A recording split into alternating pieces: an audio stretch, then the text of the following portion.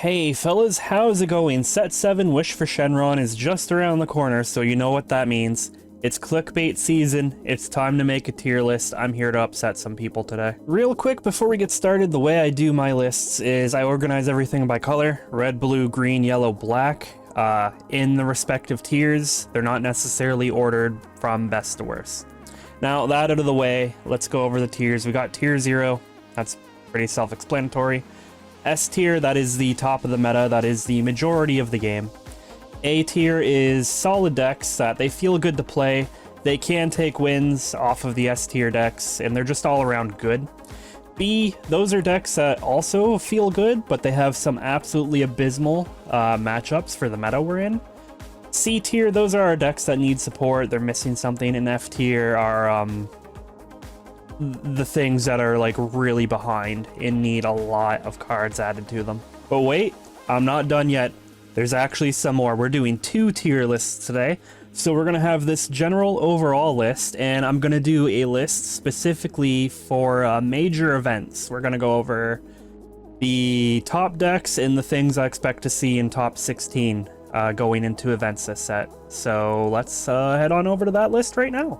And here we are with our event tier list. Obviously, event winners are S tier, top 16, and they have potential are both A tier. Now with that out of the way, let's get started. We're going to go ahead and start with the big boys, so we're going to throw Cell up there first. Event winners, I believe this is best deck in format. He got a new 5-cost Cell to end his chain with. So at his top end, he now has 8 targets as opposed to 4, which will make him more consistent on going through the chain.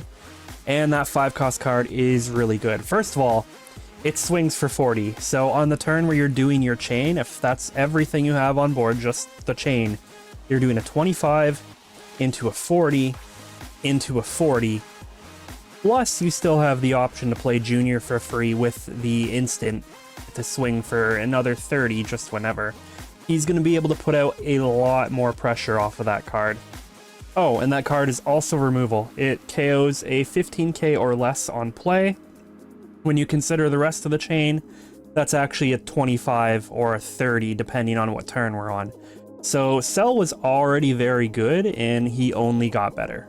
Next up, Kid Buu. I don't really think I have to say much about him. I think this set he only didn't win 2 events that I'm aware of, and one of those was Super Buu. They're running the same deck, just Kid Buu is more consistent. He's the go-to Majin leader, but they're all obviously capable of getting to top 16.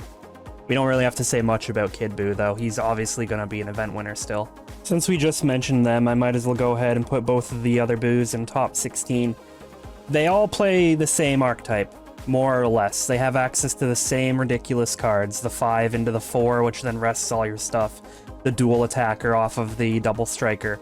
They all can do it. Kid Buu is the most consistent with it, but the other Buus are very easily capable of getting the top 16. So we'll just go ahead and throw them in there real quick. Next up, we're going to talk about our first new leader. It's Orange Piccolo. Going to throw him into event winners. He has a fair matchup into both Cell and Buu. He can beat both of them. His leader ability is fantastic overall. He can redirect any attack he wants to a battle card with a cost of 3 or more and superhero in its name once per turn. That is the majority of his deck. His support overall is solid. He's just all around a good leader with a great deck. I would be surprised if he didn't win an event. Our next leader is Super Saiyan Blue Vegeta. We can go ahead and throw him in the event winners. The only thing that's keeping him in check is the fact that Buu exists. If there was no Buu, he would just be the best deck in format. There's no question. They gave him a brand new extra card that just says pay 1 energy, shut down everyone's endgame. Yeah, that sounds great. He was already really hard to kill if you weren't Buu.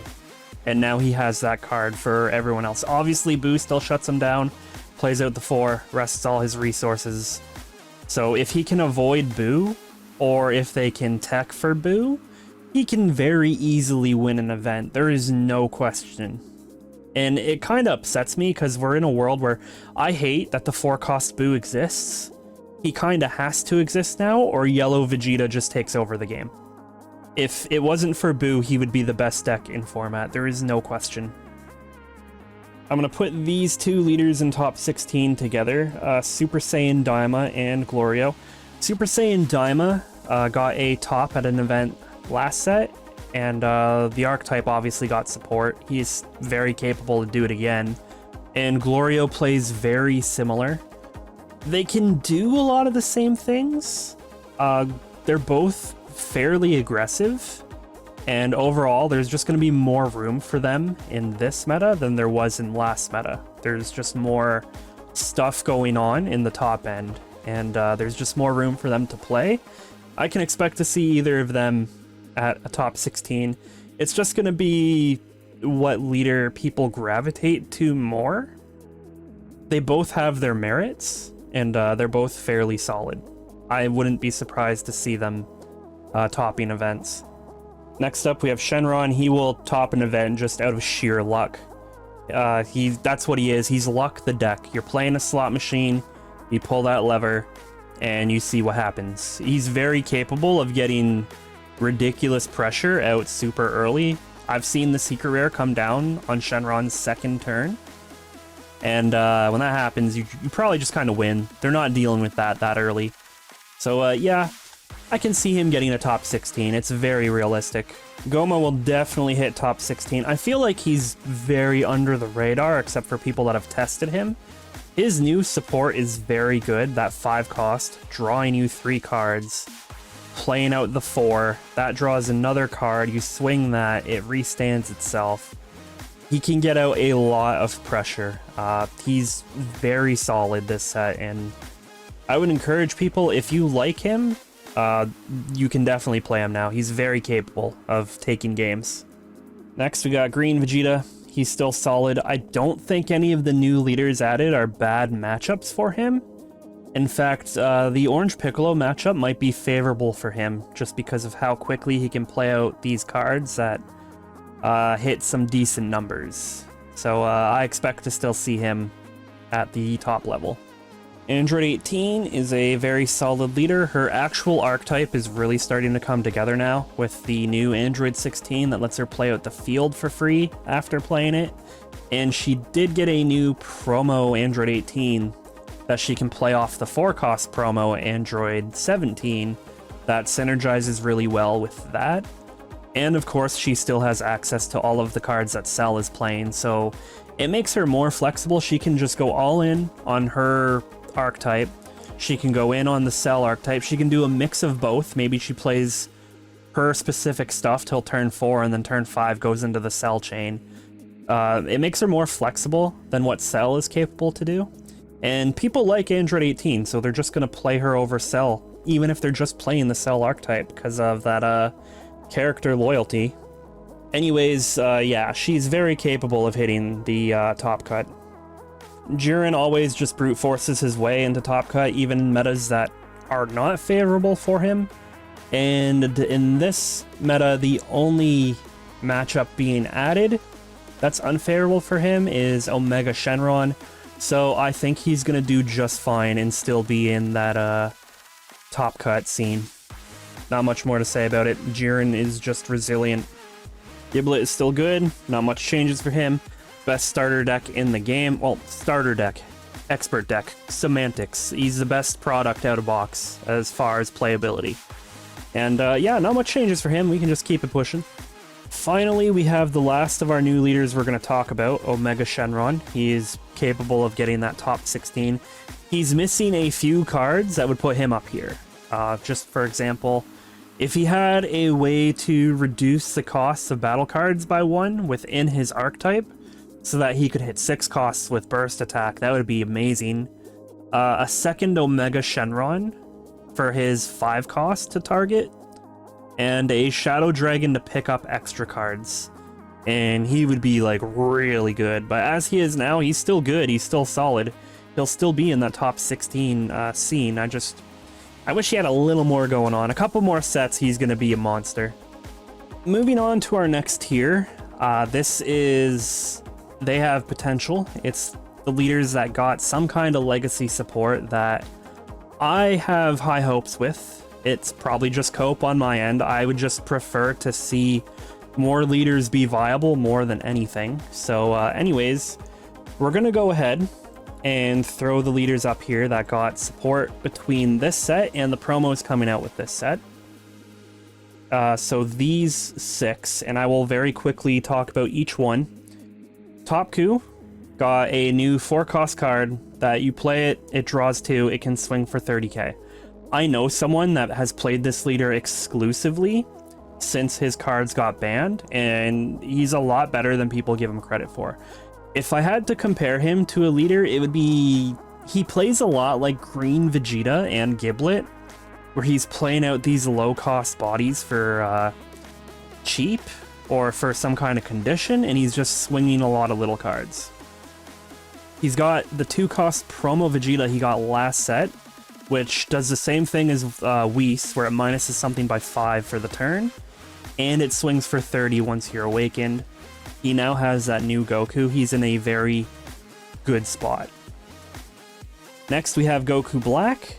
He got a promo Zamasu. It is a Self-Awakener that also reduces the cost of a Goku Black in hand by 1. So with his leader ability and that card, he's reducing the cost by 3. So when he's on 4 energy, clear board, 5 life, he can play that Zamasu down, awaken, and just start going. He feels a lot less high roll and more consistent with that. Now that being said, Broly BR has the exact same game plan as him, where he's playing out a big card for a reduced cost, and he also got support with the 2-cost Chi-Lai, which plays out a 4-cost, which turns into a 7. You know how the deck works. Important thing is it leaves him with 2 energy left over to make other plays that turn, whether it be Shuddering Roar, holding it up for defense, playing out Ba to KO, something like. He's got options with that energy, and it doesn't slow him down. Original Broly got the 7-cost Broly that becomes a 3 and then ramps you twice when you KO the Paragus. It speeds him up a fair bit, comparable to androids, the difference being his energy comes in rest where androids doesn't. And Gohan got that neat promo, which when you use your leader ability, gives him an active energy from the drop. I believe it's from drop. And it also restands a Gohan for you. So he could have the secret rare out, have this new promo out, pay the energy to restand the Gohan, so you're swinging that for 50 twice, and then you just don't have to worry about deramping off your leader ability, because it adds the energy back in active mode. And then Frieza, just a lot of the cards Golden Frieza got just work better for him, and he is the leader for the next manga booster, for whatever that's worth, in yellow. So we're gonna be seeing Frieza come back into the meta scene next set, almost guaranteed. Next deck we're going to talk about is androids. Now their problem was they rely a lot on keeping energy up for their defensive plays, EDB, Meteor, you know, extra cards to defend themselves, and Boo shuts that down. So the more Boo is pushed out of the meta, the more room androids have to come back. So I'm going to say they have potential to return to the top where they've been since set 2. Last leader we're going to talk about here, World Tournament Goku. The deck is solid and has some fair matchups. No new support this set, and it hasn't performed well at the tournament scene so far. But I think people are only recently really figuring the deck out. I think it has that potential. It doesn't have any results though, so I can't confidently say anything, but I want to believe in it, because if we look up here, there's not much in ways of blue leaders. That's just the state of the game right now. A lot of them are control and rely on keeping energy up for defense. Boo, being the most popular leader of the last set, completely shuts them down. So yeah, not too good for blue overall. I want to have some hope in blue leaders, and the 3 we have on here are definitely the most viable. Anyways, with that, let's go back to the main tier list and see where we are. Alright, well here's how that translates into our main list. Obviously event winners are S tier. Anything else that can play at that level I think is fair to say is an A tier deck, with one exception. I put androids in B because although it is a solid deck, that can play at that level. It does have some terrible matchups that are meta relevant. For example, they keep energy up to defend themselves. Kid Buu, well, every Buu shuts that down. So this is how the list breaks down. Now, with that out of the way, let's start talking about the rest of the leaders in the game. We're starting with the starter deck, starting with Starter Ku. He is generic the leader. He can play any red card he wants, so he can play at a high level. It's just every other red leader does something more than he does. So I would say he's C. He needs something unique to him to do. Otherwise, like, why not play any other leader? He's still fine if you like him. You can play him and play whatever red cards you want, and it should work out for the most part. Obviously with the exception of archetype locked cards, but we'll get into that in a minute. Next we have Blue Vegeta. I feel like he is a C tier leader very easily. He hasn't gotten support in a while. His leader ability is tied to the 7 or less card gimmick, which isn't super good. And his leader ability, a 35k swing, just isn't as impactful as it used to be for having such a drawback to it, having the 7 or less cards in hand. He definitely needs something new to stay competitive. Next up, we have Bardock. He is a B tier leader. A lot of the black leaders just play generic mid-range. He swings for 25 and has the ability to see his top deck. It's a good ability, just he has some terrible meta matchups. The entire color of black just kind of gets gatekept by Cell and doesn't do so well into red in general. Moving on to the Daimas, we have Daima Goku. He is an A tier leader. He can be generic while still leaning into the Daima archetype, which is very strong, and he's just solid overall. He's got the best of both worlds going on. Daima Vegeta, he is a B tier leader. His deck is fantastic. It does what it wants to do. It just has some terrible meta matchups. Obviously, we've mentioned it before. Buu shuts down any deck that wants to hold up energy defensively, which he's definitely one of those leaders. Next one is a bit of an oversight on my part. It's Ultra Vegeta 1. He is a solid deck, A tier. He did place top 16 at events last set. I just completely overlooked him when we were talking about that. He can beat Cell and Buu if played well. So yeah, it's very fair to say he's definitely an A tier deck. Next up is our second Legends leader, Shallot. I'm going to put him in C tier. He needs some new cards. Like, the power difference between him and Giblet is crazy, so I would really like for him to get something new that he can utilize. Next, we have our set 1 leaders, starting with U7. It is a solid deck. I would put it in A tier. It got support this set. It has a game plan it wants to do. The only issue is there's potential for it to gas out quickly, and it is more of a mid-range deck than it is an aggro deck. It wants to at least get to turn 4 so it can play out its new Android 17 that plays out the Frieza, and then you have to discard to do that. You're going down 3 cards in hand for that play. So it's playable, it's got a solid game plan. It's just, can it last into longer games is the question.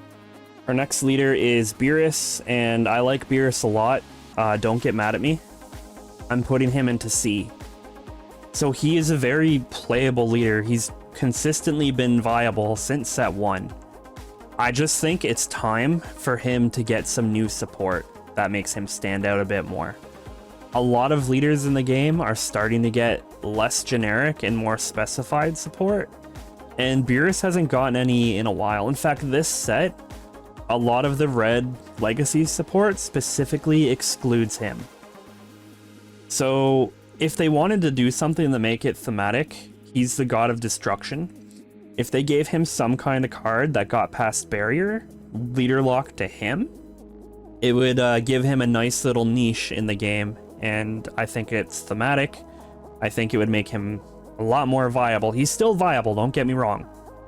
It's just, I think he could use some new support.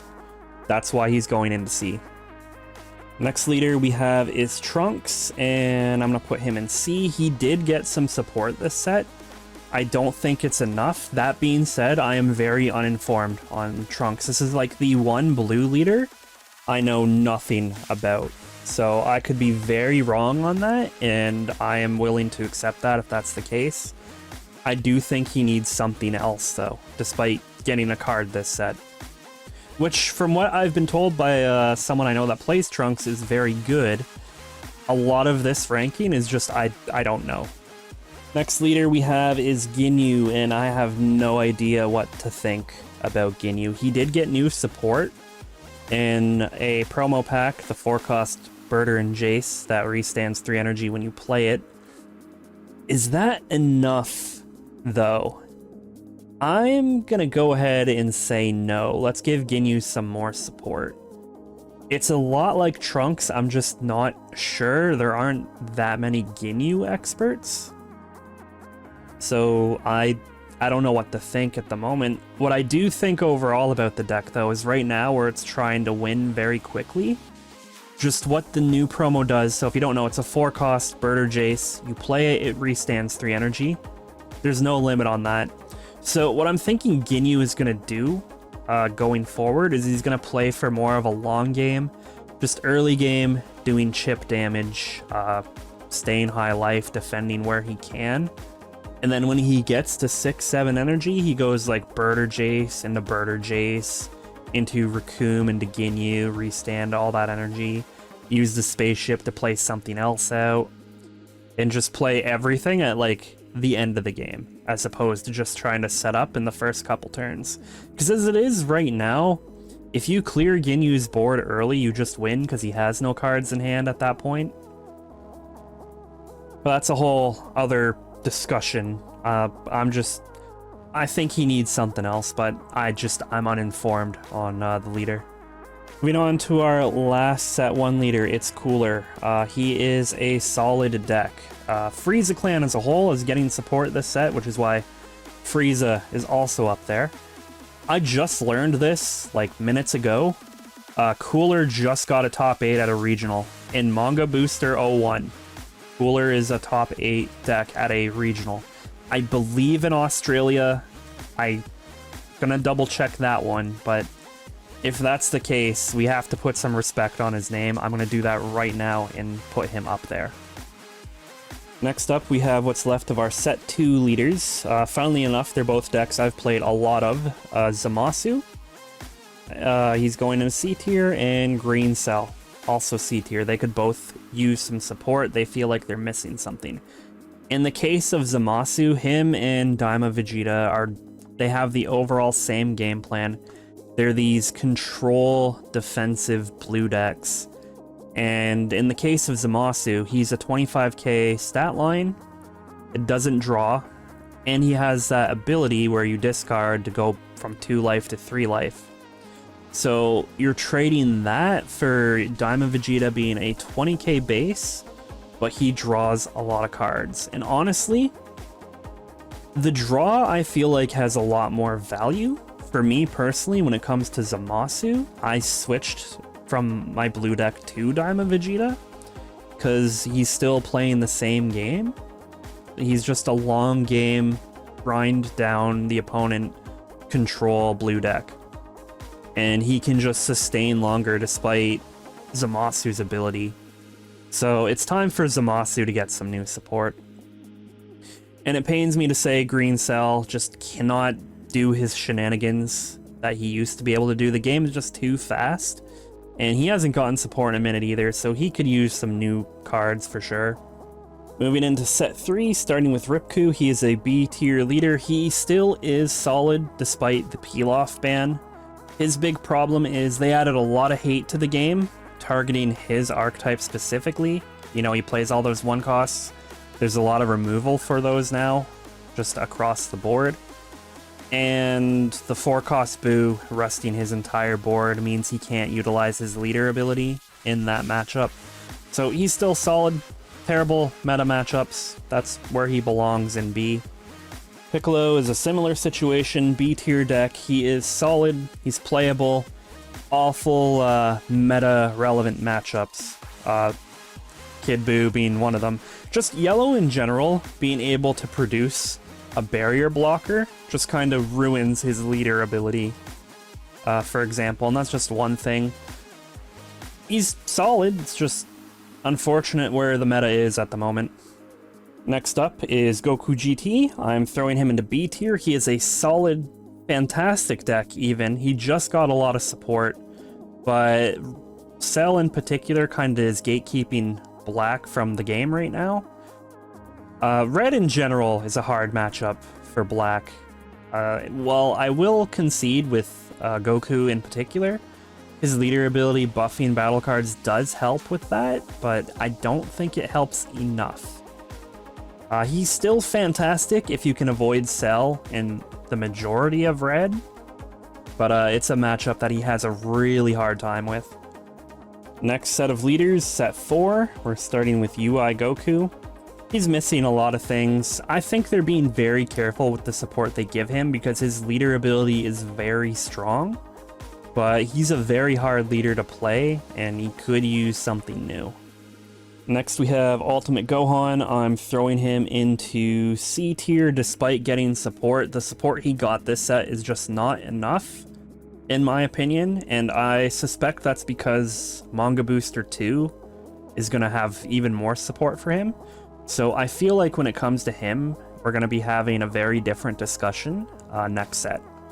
But for now, I think he just needs more, and he's obviously going to get more. So C is the right place for him at the moment. And next is Baby, throwing him into B. We've had this conversation with every Black leader so far. I'm not going to repeat the same points, just Red. End of discussion. Moving into set 5, we have Vegito. I am putting him in B tier. He's a fantastic leader. If you're not prepared for him, he can just destroy you. He has some really rough matchups though, but he's a solid deck outside of those. Nameku is another leader that I'm not sure on. I think he's decent, but he does have some rough matchups. Blue Vegeta, for example, Boo, Jiren. There's a lot of tough things for him to deal with, but he is very playable. And again, he should be seeing some support in the Manga Booster. We know the green leader for that is another Nameku, weirdly enough. So definitely going to be some crossover in terms of support in that one. Next leader we have is Janemba. He's just generically good. I can throw him into A tier and be happy with that. He did top an event last set playing the Ginyu package. They really need to work on his archetype. I think it's weird they gave us Bio Broly cards with him instead of just more Janembas, but that's not part of the discussion right now. He's good.